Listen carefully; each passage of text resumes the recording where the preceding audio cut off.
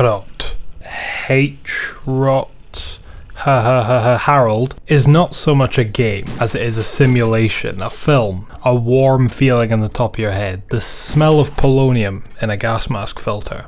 The setting is Czechoslovakia, currently Czechia, and previously Czechoslovakia, and it's just as vibrant as the real thing. A beautiful palette that would make Bob Ross green with envy, including brown, brown, brown, beige, brown, brown, grey, brown.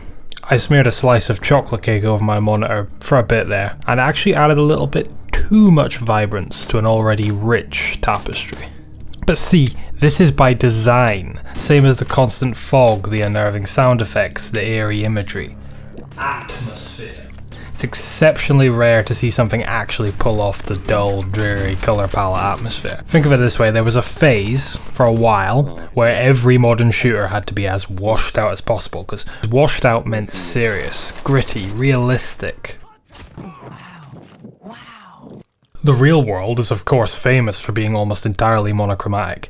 There's no vibrant colours in the real world, everything is just grey. Herefordshire has an actual reason for being the way it is. Several, really. Is it serious and realistic? No, not really, but gritty. The one thing actually achieved by dark, dreary colours, by smoke and smog and screaming and grinding. It's got it in spades. Loads of grit. Keep your drive clear of ice for about 3 million years. The occasional assault of grinding industrial sounds like a bear eating a guitar amp only adds to this. It's strange.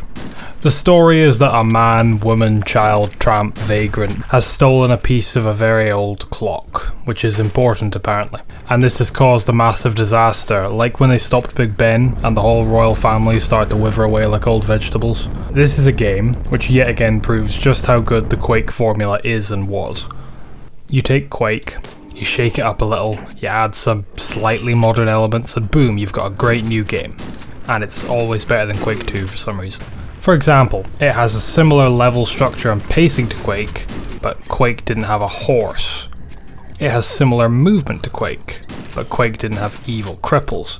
I could go on. Really though, the enemy variety is nice. It's paced in a way which means you don't get particularly bored of any one enemy. It's just well paced in general. The weapons are cute too. You've got your mostly pointless but fun melee weapon, as well as a kick for some reason. A pistol, which can become pistai if you're lucky. The classic id style shotgun and shotgun but 2.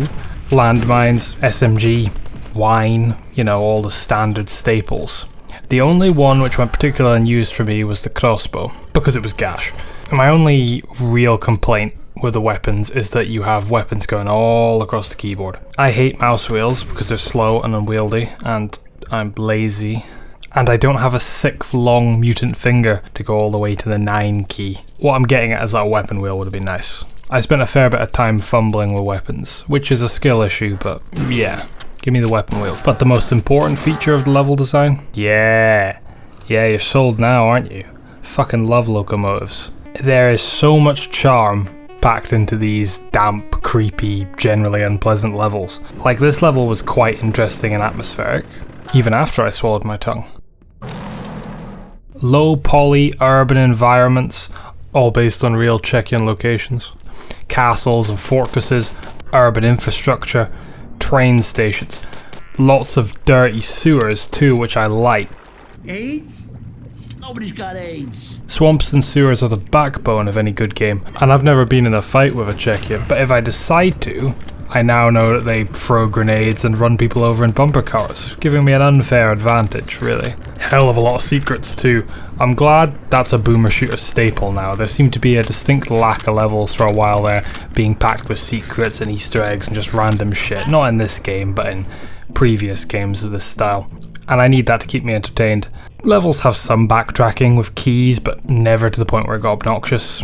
And there's something very satisfying about the gunplay and the way enemies go down. I was on the second highest difficulty, but there were no awful bullet sponge enemies.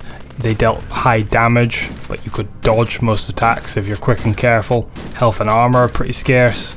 Ammo as well sometimes, but The difficulty is very flexible. You have your 5 settings as well as your classic clean slate mode, which just means health, armor, guns, ammo all reset after every level in an episode. This isn't a new concept by any means, but it does mean the game is tailored with single level playthroughs in mind, which is a good thing, by the way. Yeah, I'd recommend it.